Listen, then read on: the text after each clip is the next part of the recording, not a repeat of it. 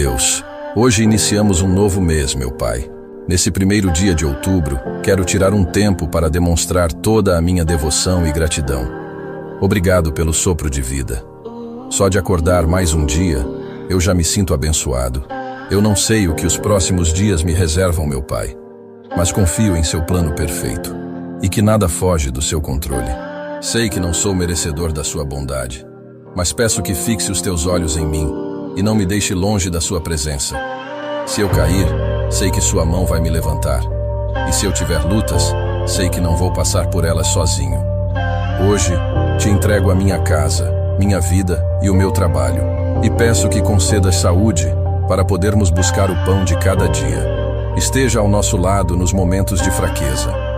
Concede-nos descanso em sua graça, para que possamos renovar as energias e enfrentar cada dia com coragem e determinação. Amém.